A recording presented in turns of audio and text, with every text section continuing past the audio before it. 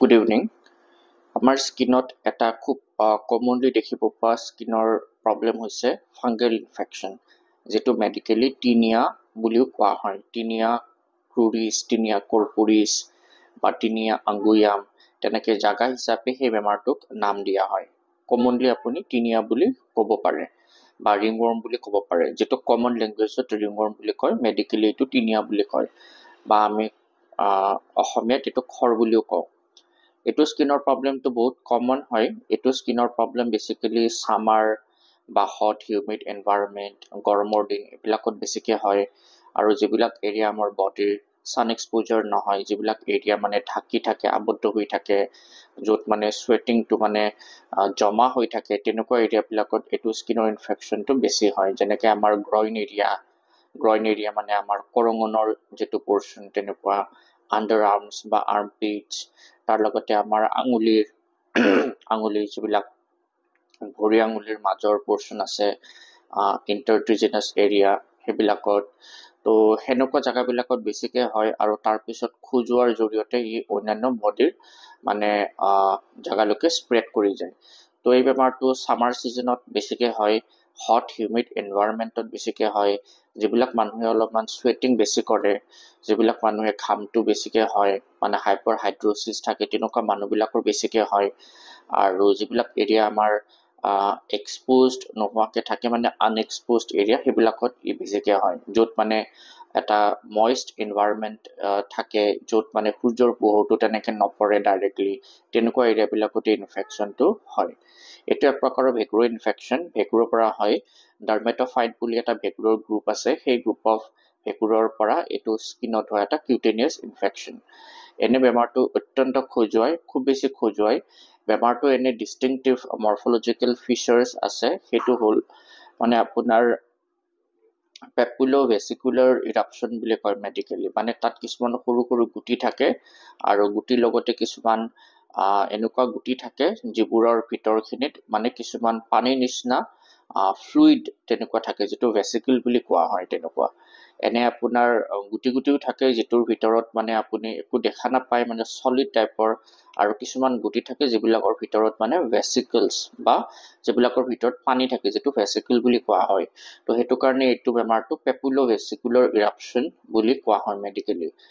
আৰু ৰেষ্টটো যদি চাই, মানে ৰেষ্টটোৰ মানে ছাৰাউণ্ডিং এৰিয়াটোত মানে সেই পেপুল আৰু ভেচিকলছ, মানে সেই গুটিবিলাক তাৰ বৰ্ডাৰ এৰিয়াত থাকে, আৰু চেণ্ট্ৰেল ক্লিয়াৰিং, মানে তাৰ যিটো মাজৰ অংশ, তাত মানে ৰেষ্টটো মানে ক্লিয়াৰ হৈ থাকে, আৰু তাৰ যিটো বৰ্ডাৰ অংশ, তাত মানে সেই গুটিবিলাক দেখিব পোৱা যায়।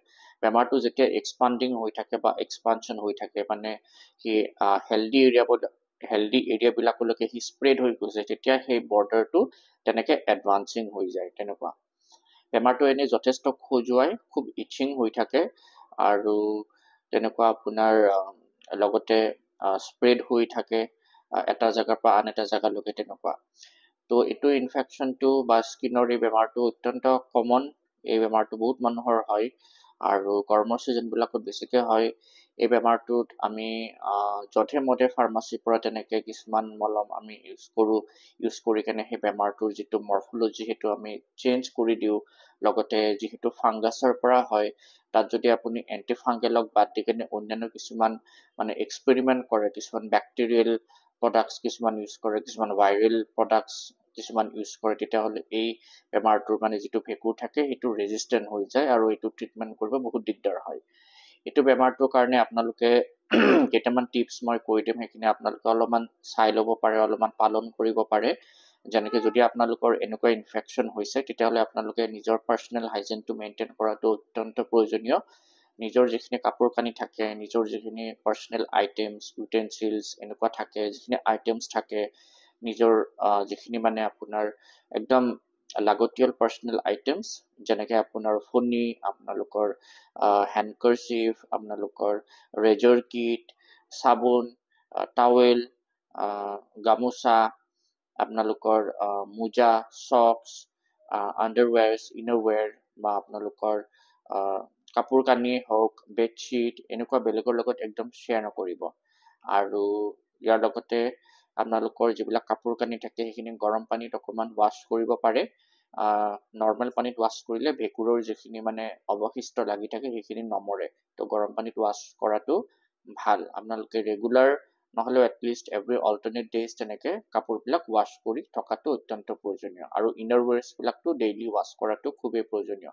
ইনাৰ ৱেৰ্ছবিলাক আপোনালোকে পাৰিলে গৰম পানীত ৱাছ কৰিব আৰু তাৰ লগতে ৱাছ কৰি উঠাৰ পিছত যদি পাৰে, যদি প্ৰেক্টিকেলি পচিবল হয়, আপোনালোকে আইৰনিঙো কৰি ল'ব পাৰে তেনেকুৱা। তাৰ লগতে আপোনালোকে গাটো ধোৱাটো ভালকৈ ধুই ল'ব। গাটো ৰাতিপুৱা এবাৰ ধুলে আৰু কামৰ পৰা আহি কেনে এবাৰ ধুব পাৰে। বা বেছি ঘামি থাকিলে আপোনালোকে ধৰক কিছুমানে ৱৰ্কআউটছ কৰে, ৱৰ্কআউটছ কৰি উঠাৰ পিছত যথেষ্ট ঘামে। তো সেই ঘামিলে সেই এনভাইৰনমেণ্টটো যিটো এটা মইষ্ট এটা মানে এনভাইৰনমেণ্ট ক্ৰিয়েট হয়, সেইটো ভেঁকুৰৰ মানে গ্ৰ'থ বা ভেঁকুৰৰ পলিফাৰেশ্যন বা কলোনাইজেশ্যনৰ কাৰণে খুব ভাল। তো সেনেকুৱা এনভাইৰনমেণ্টত সি বেছিকৈ থ্ৰাইভ কৰে। তো আপোনালোকে সেনেকুৱা এনভাইৰনমেণ্ট এটা যাতে বডিত মানে নিদিয়ে সেই ভেঁকুৰটো বা ফাংগাছটো। তো সেইটো কাৰণে আপোনালোকে চুৱেটিং হ'লে গাটো ধুই দিব। নট নেচেচাৰিকৈ প্ৰত্যেকবাৰে আপোনালোকে চাবোন লগাব লাগে। এনেই নৰ্মেল পানীৰে ৱাছ কৰিলেও হ'ব। ৰাতিপুৱা ভালকৈ চাবোনেদি গা ধুই কেনে পিছত আপোনালোকৰ চুৱেটিং বেছি হ'লে আপোনালোকে নৰ্মেল পানীৰেও গা ধুব পাৰে।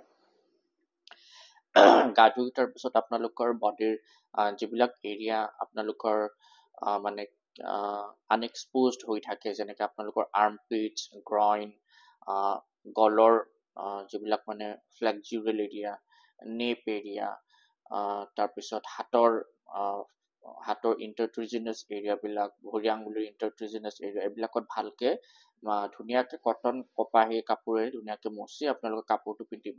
মন কৰিব যাতে কোনো পানী তেনেকৈ জমা হৈ নাথাকে। তাৰ লগতে আপোনালোকে ইয়াৰ লগতে আপোনালোকে নখৰ আঙুলিবিলাক নখবিলাক কাটি কেনে ৰাখিব পাৰে, যাতে আপোনালোকে স্ক্ৰেচিংটো নকৰে বা স্ক্ৰেচিং কৰিলেও যাতে নখত সেই বস্তুটো বা ভেঁকুৰৰ অৱশিষ্টবিলাক লাগি নাথাকে আৰু সেনেকৈ যাতে বেমাৰটো স্প্ৰেড নহয়, ভালকৈ নখবিলাক ট্ৰিম কৰি কেনে ৰাখিব পাৰে। তাৰ লগতে আপোনালোকে কিবা চুইমিং পুল বা এনেকুৱা ৱেট ছাৰ্ফেচবিলাকত ভেঁকুৰৰ হেৰিটো বেছি হয়, ভেঁকুৰৰ যিটো মানে গ্ৰ'থ সেইটো বেছি হয়। তো সেনেকুৱা চুইমিং পুল বা তেনেকুৱা আপোনালোকে চনা বা এনেকুৱা এৰিয়াবিলাকত আপোনালোকে কেতিয়াও খালী ভৰিৰে খোজ নাকাঢ়িব। আৰু বহুত ক্ষেত্ৰত দেখা গৈছে ভেঁকুৰটো ভৰিৰেও আহে। ভৰিটো এই বেমাৰটো হয়, যিটো টিনিয়া পেডিছ বুলি কোৱা হয়। তেনেকৈ ভৰিৰ পৰা ই আপোনাৰ গ্ৰইন এৰিয়াত আহিব পাৰে, তেনেকৈ আপোনাৰ অন্যান্য বডি এৰিয়াত হ'ব পাৰে, আৰ্মপিটছত হ'ব পাৰে, মুখত হ'ব পাৰে তেনেকুৱা। ইয়াৰ লগতে ডায়েটৰ তেনেকুৱা ডাইৰেক্ট ৰিলেশ্যন নাই, তথাপি স্মকিং কৰা মানুহবিলাকৰ ক্ষেত্ৰত টিনিয়া যিটো প্ৰব্লেম হয় সেইটো অকণমান ৰেজিষ্টেণ্ট থাকে। তো স্মকিং কৰিলে স্মকিং নকৰাটো ভাল। তাৰ লগতে অবেচিটি মানুহবিলাকৰ, যিবিলাক মানুহ অলপ মেদবহুলতাত ভোগে, তেওঁলোকৰ চুৱেটিংটো অলপ বেছি হয়। তো তেওঁলোকৰ হিটৰ হেৰিটো বেছি বডিত, তো চুৱেটিং হয়। তো আল্টিমেটলি তেওঁলোকৰ বেমাৰটো এগ্ৰভেট হ'ব পাৰে বা অবেচিটিটোৱে বেমাৰটো কণ্ট্ৰিবিউট কৰি কেনে ৰাখিব পাৰে। তো সেই হিচাপত আপোনালোকে যদি মেদবহুল হয় বা আপোনালোকৰ অভাৰৱেইট আছে বা আপোনালোকে অবেচিটিত ভুগি আছে, তেতিয়াহ'লে ৱেইট ৰিডাকশ্যন কৰাটো এটা ভাল মানে এটা ৰিজিমৰ ভিতৰত পৰে, ৱেইটটো আপোনালোকে কমাব পাৰে। তাৰ লগতে আপোনালোকে নখ কটা বস্তু, আপোনালোকৰ টাৱেল, আপোনালোকৰ ফণি, এইবিলাক চব ফমাইটছ বুলি কয়। এইবিলাকত মানে ভেঁকুৰৰ ইনফেকশ্যনটো এটা মানুহৰ পৰা আন এটা মানুহলৈকে যাব পাৰে। তো আপোনালোকে এই বস্তুবোৰ সদায় মানে ভালকৈ পৰিষ্কাৰ পৰিচ্ছন্নকৈ ৰাখিব, এইবোৰ ভালকৈ ষ্টেৰিলাইজ কৰি ৰাখিব আৰু বেলেগৰ লগত একদম শ্বেয়াৰ নকৰিব আৰু বেলেগৰ কাপোৰো আপোনালোকে পৰাপক্ষত তেনেকৈ নিপিন্ধিব। আৰু এটা কথা, আপোনালোকে কাপোৰবিলাক যেতিয়াই ধোৱাৰ পিছত ভালকৈ ৰ'দত মানে ৰ'দাই কেনে বস্তুটো শুকাই মেলি কেনেহে পিন্ধিব। বহুত মানুহে দেখা গৈছে তেওঁলোকে মানে দৌৰাদৌৰিতে কামত যাব লাগে, দৌৰাদৌৰিকে তেনেকৈ আধা ভিজা আধা শুকোৱা কাপোৰ তেনেকৈ পিন্ধি লয়। সেইটোও কিন্তু এটা ভেঁকুৰৰ মানে এটা চুইটেবল এনভাইৰনমেণ্ট ক্ৰিয়েট কৰি দিয়ে সেই ভিজা কাপোৰবিলাকে। তেতিয়াও কিন্তু বেমাৰটো ভেঁকুৰৰ ইনফেকশ্যনটো মানে বাঢ়ি থাকে তেনেকুৱা। ইয়াৰ লগতে আপোনালোকৰ যদি এছ'চিয়েটেড কিবা কোমৰবিডিটিছ থাকে, যদি ডায়েবেটিছ আছে, যদি আপোনালোক ইমিউনো কম্প্ৰমাইজড হয়, আপোনালোকৰ যদি ৰোগ প্ৰতিৰোধ ক্ষমতাটো কিবা কাৰণত ডাউন হৈ গৈছে, আপোনালোকৰ যদি অলপমান কিবা অন্যান্য ইমিউনিটি কমি যোৱা বেমাৰত গৈছে, যেনেকৈ খুব কমন টাইপ 2 ডায়েবেটিছ মেলাইটাছ, তেতিয়াহ'লে আপোনালোকে সেইটো চেক কৰি কেনে কণ্ট্ৰলত ৰখাটো দৰকাৰ হয়। তো টিনিয়া ইনফেকশ্যনটো আমাৰ এনেই গ্ৰইন এৰিয়াত হ'লে সেইটো টিনিয়া ক্ৰুৰিছ বুলি কয়। আমাৰ বডি এৰিয়াত হ'লে সেইটো টিনিয়া কৰ্পোৰিছ বুলি কয়। আমাৰ যেতিয়া সেইটো ফেচত হয় সেইটো টিনিয়া ফেচি বুলি কয়। আৰু আমাৰ ভৰিত হ'লে সেইটো টিনিয়া পেডিছ বুলি কয়। আঙুলিত হ'লে টিনিয়া আংগুয়াম বুলি কয়। মানে মেডিকেল টাৰ্মটো টিনিয়া, জাগা হিচাপে তাৰ নামটো বেলেগ বেলেগ হয়। আৰু ইনফেকশ্যনটো ভেঁকুৰৰ পৰা হয়, ফাংগাছৰ পৰা হয়, আৰু সেই ফাংগাছটো ডাৰ্মেট'ফাইট গ্ৰুপৰ হয়। আৰু এইটো বেচিকেলি হট, হিউমিড, গৰম এনেকুৱা এনভাইৰনমেণ্টবিলাকত, বা যিবোৰ মানুহ অলপমান বেছিকৈ চুৱেটিং কৰে, যিবোৰ মানুহে অকণমান শাৰীৰিক পৰিশ্ৰম কৰে, তেওঁলোকে মানে ৱৰ্কআউটছ কৰে, জিম কৰে, তেওঁলোক এথলেটিক্সত আছে, স্পৰ্টছত আছে, বা যিবিলাক মহিলা মানুহে বহুত টাইমলৈকে তেওঁলোকে কিটচেনত কাম কৰি থাকিব লাগে, তেনেকুৱা মানুহবিলাকৰ, যিবোৰ মানুহ অলপমান শকত আবত, মেদবহুল, যিবোৰ মানুহৰ অকণমান ইমিউনিটিৰ অসুবিধা আছে, ইমিউনিটিটো অকণমান কম্প্ৰমাইজড, যেনেকৈ ডায়েবেটিছত ভুগিছে, তেওঁলোকৰ অৰ্গেন ট্ৰান্সপ্লান্ট কৰিছে, বা তেওঁলোকৰ কেম'থেৰাপিৰ হিষ্ট্ৰী আছে, তেনেকুৱা ইমিউনিটি ডাউন হোৱা মানুহবিলাকৰ ক্ষেত্ৰত এই বেমাৰটো বেছিকৈ হোৱা দেখিব পোৱা যায়। এই বেমাৰটো শিশুবিলাকৰো হয়। শিশুবিলাকৰ স্কুলত বা শিশুবিলাকে যেতিয়া চুইমিং পুলত যায়, তেতিয়া তেওঁলোকে তাৰ পৰা মানে বেমাৰটো তেনেকৈ কেৰি কৰি কিনে আনিব পাৰে। তো আপোনালোকে মইষ্ট জাগা, যিবিলাকত মানে অলপ ভিজা ভিজা হৈ থাকে, পানী থাকে, বা কুঁৱাৰ পাৰ, দমকলৰ পাৰ, বা আমাৰ যিটো আমি যিটো গা ধোৱা মানে আমাৰ বাথৰুম, এনেকুৱা জেগাবিলাকত প্ৰায় আপোনালোকে খালী ভৰিৰে নাথাকিব। ভেঁকুৰটো সদায় মানে মইষ্ট, এনেকুৱা ডেম্প এৰিয়াবিলাকত বেছিকৈ থাকে। এনেই বেমাৰটো তেনেকুৱা কোনো মানে ইয়াৰ তেনেকুৱা একো চিৰিয়াছ তেনেকুৱা হেৰি নাই, কনচিকুৱেঞ্চেছ নাই, বিনাইন হয় এই বেমাৰটো। কিন্তু বহুত মানুহে ফাৰ্মাচীৰ পৰা তেনেকৈ ডক্টৰৰ লগত কনচাল্টেশ্যন নকৰাকৈ অকল ফাৰ্মাচিষ্টজনৰ পৰামৰ্শ মতে কিছুমান মলম আনি কিনে লগায়, যিটোৰ ফলত মানে বেমাৰটোৰ ৰেজিষ্টেণ্ট হৈ যায়, বেমাৰটোৰ যিটো মৰ্ফলজিকেল ফিচাৰ সেইটো চেঞ্জ হৈ যায়, বেমাৰটো মানে এটা বেলেগ ৰূপ লয়, আৰু যিটো ভেঁকুৰ থাকে ভেঁকুৰটো মানে ৰেজিষ্টেণ্ট হৈ যায়, পিছত মানে তেতিয়া ট্ৰিটমেণ্ট কৰিবৰ কাৰণে দিগদাৰ হয় বেমাৰটো। তো আপোনালোকে তেনেকুৱা মাৰ্কেটত যাই কিনে কোনো কম্বিনেশ্যন ড্ৰাগ বা ষ্টেৰইডেল অইনমেণ্ট তেনেকৈ আপোনালোকে পৰাপক্ষত ইউজ নকৰিব, যিটো কৰিলে আপোনালোকৰ কাৰণেই পিছত দিগদাৰ হয়। আৰু সেইবোৰ ইউজ কৰিলে লগে লগে আৰাম পায়, ইচিং চিচিং কমি যায়, কিন্তু সেইটো আপোনালোকে নাভাবিব যে সেইটো লগোৱাৰ পিছত আপোনাৰ ইচিংটো কমাৰ লগে লগে বেমাৰটো নাইকিয়া হৈ গ'ল, সেইটো ছাপ্ৰেছড হৈ আছে। কেইদিনমান পিছত সেইটো আকৌ তেনেকৈ ৰিচাৰ্ফেচ কৰিব, আৰু বেমাৰটো তেনেকৈ আপোনাৰ ৰেজিষ্টেণ্ট হৈ যোৱাৰো মানে থল থাকে, পিছত মানে আপোনাৰ ট্ৰিটমেণ্টটো লেংদি হৈ যায় ৰেজিষ্টেণ্ট হৈ গ'লে তেনেকুৱা।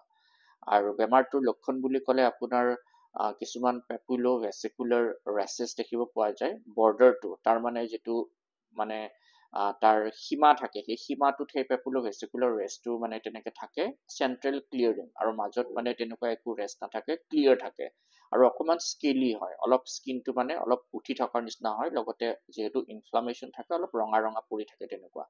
কমনলি এইটো ৰিংৱৰ্ম বুলিও কয়, আমি অসমীয়াত এইটো খৰ বুলি কওঁ, তেনেকুৱা। আৰু বেমাৰটো যেতিয়া এক্সপানশ্যন হৈ থাকে, বাঢ়ি থাকে, তেতিয়া এইটো তাৰ বৰ্ডাৰটো তেনেকৈ এক্সপাণ্ড হৈ গৈ থাকে কাষৰ এৰিয়াবিলাকলৈকে, তেনেকুৱা। ইয়াতে হোমিঅ'পেথিকৰ ট্ৰিটমেণ্টটোৰ মানে ৰোলটো কেনেকুৱা? হোমিঅ'পেথিক ট্ৰিটমেণ্টৰ ৰোলটো এইটোৱে, হোমিঅ'পেথিক মেডিচিনছটোৱে বা ট্ৰিটমেণ্টটোৱে ট্ৰিটমেণ্ট পাৰছে, ট্ৰিটমেণ্টটোৱে আপোনাৰ অকল ৰেষ্টটোক উদ্দেশ্য নকৰে, আপোনাৰ বডিৰ ইমিউনিটিটো এম্পাৱাৰ কৰিবৰ কাৰণে মেডিচিনছখিনিয়ে কাম কৰে, ষ্ট্ৰেংথেনিং কৰে আপোনাৰ ইমিউনিটিটো। আপোনাৰ ৰোগ প্ৰতিৰোধ ক্ষমতাটো যদি আপোনাৰ সুস্থ সবল হৈ থাকে, তো আপোনাৰ বডিত তেনেকুৱা ভেঁকুৰ হওক বা অন্যান্য অনিষ্টকাৰী মাইক্ৰ' অৰ্গেনিজমছবিলাকে আপোনাক তেনেকৈ অনিষ্ট কৰিব নোৱাৰে, কিয়নো আপোনাৰ ইমিউনিটিটোৱে হেল্ডি হৈ আছে, ইমিউনিটিটোৱে আপোনাৰ ষ্ট্ৰেংথেন হৈ আছে, এম্পাৱাৰ্ড হৈ আছে। তো ইমিউনিটিটো তেনেকৈ আপোনাৰ ইম্প্ৰুভ কৰিলে লাহে লাহে ভেঁকুৰৰ ইনফেকশ্যনটো, ভেঁকুৰৰ গ্ৰোথবিলাক তেনেকৈ কমি যায়, ৰেচেছবিলাক তেনেকৈ লাহে লাহে ক্লিয়াৰ হৈ আহে, আৰু এটা সময়ত যাই কিনে নাইকিয়া হৈ যায়। কিন্তু অবভিয়াছলি যদি আপোনালোকৰ একদম ফ্ৰেছ তিনিয়া কেছ লৈ কিনে ডক্টৰৰ ওচৰত আহিছে, বা হোমিঅ' ডক্টৰ এজনৰ ওচৰত গৈছে, তেতিয়াহ'লে আপোনালোকৰ খুব এটা বেছি দিনো নালাগে ট্ৰিটমেণ্ট কৰিলে ৰেছপন্স পাবলৈ। ধৰক 1 মাহ 2 মাহ এনেকুৱা মানৰ ভিতৰতে আপোনালোকে বেমাৰটোৰ পৰা আৰোগ্য হৈ যাব পাৰে, মেক্স টু মেক্স 3 মাহ। যদি আপোনালোকৰ খুব ৰেজিষ্টেণ্ট তিনিয়া লৈ কেনে আহিছে পেচেণ্টজন ডক্টৰজনৰ ওচৰত, আপোনালোকৰ অলৰেডি বহুত বছৰৰ পৰা হৈ আছে, বহুত মাহৰ পৰা হৈ আছে, আৰু অলৰেডি এলোপেথিক ট্ৰিটমেণ্ট বহুত কৰিছে, কৰি মানে বেমাৰটো ছাপ্ৰেছন ষ্টেজত আছে, তেতিয়া অবভিয়াছলি ডক্টৰৰ ওচৰত আহিলে বা হোমিঅ' ট্ৰিটমেণ্ট কৰিলে অলপ আপোনালোকে ধৈৰ্য ৰাখিব লাগিব, লাহে লাহে তেনেকৈ বেমাৰটো ভাল হৈ আহিব, তেনেকুৱা। আৰু অবভিয়াছলি মেডিচিনছ হোমিঅ' যিখিনি থাকে তাৰ ভিতৰত কমন কিছুমান মেডিচিনছ থাকে, যেনেকৈ বেচিলিনাম, টিউবাৰকুলিনাম, তাৰ লগতে টেলুৰিয়াম মেটেলিকাম, ক্ৰাইচেৰবিনাম, ৰাষ্টক্স, লগতে পেট্ৰলিয়াম, মেজেৰিয়াম, তেনেকুৱা টাইপৰ কমন মেডিচিনছ কিছুমান থাকে আৰু প্ৰত্যেকটো মেডিচিনৰে ইণ্ডিকেশ্যন থাকে আৰু ডক্তৰ এজনৰ ওচৰত আহি কনচাল্টেশ্যন কৰি কাষ্টমাইজ ট্ৰিটমেণ্ট প্লেন এটা শ্বুট কৰাটো বেছি বেটাৰ ৰেডাৰ দেন কিছুমান স্পেচিফিক মেডিচিন যধে মধে খোৱা। তথাপি in general as a specific হিচাপত যদি কোৱা যায় তেতিয়াহ'লে টেলুৰিয়াম মেটেলিকাম আৰু ক্ৰাইচেৰবিনাম এই দুটা মেডিচিন ডিনিয়াৰ তেনেকুৱা বা ৰিংৱৰ্ম বা খৰৰ প্ৰব্লেম হ'লে ইউজ কৰিব পাৰে। উইদাউট ডক্টৰৰ পৰামৰ্শ মতেও এই দুটা মেডিচিন কম পাৱাৰত ইউজ কৰিব পাৰে। আপোনালোকে 30 পাৱাৰ বা 6 পাৱাৰত তেনেকৈ ডেইলি 2 বাৰ বা ডেইলি 3 বাৰ কৰি কিনে তেনেকৈ আপোনালোকে এই দুটা মেডিচিন সেৱন কৰিব পাৰে। এটা হ'ল ক্ৰাইচেৰবিনাম আৰু এটা হ'ল টেলুৰিয়াম মেটেলিকাম। পাৱাৰটো 6 নহ'লে আপোনালোকে 30 ইউজ কৰিব পাৰে আৰু সেইটো আপোনালোকে ডেইলি তেনেকৈ 4 ড্ৰপছ কৰি কিনে লিকুইড মেডিচিনছটো সেৱন কৰিব পাৰে। তাৰ লগতে আৰু এটা মেডিচিনছ থাকে ইকিনেচিয়া বুলি। ইকিনেচিয়া মাদাৰ টিংচাৰ থাকে। ইকিনেচিয়া মাদাৰ টিংচাৰটো তেনেকৈ আপোনালোকে লোকেলি এপ্লাইও কৰিব পাৰে টিনিয়া মানে ৰেছবিলাকত। আশা ৰাখিছোঁ এইখিনি কথা আপোনালোকক কিছু ক্ষেত্ৰত উপকৃত কৰিব। থেংক ইউ ফৰ ৱাচিং।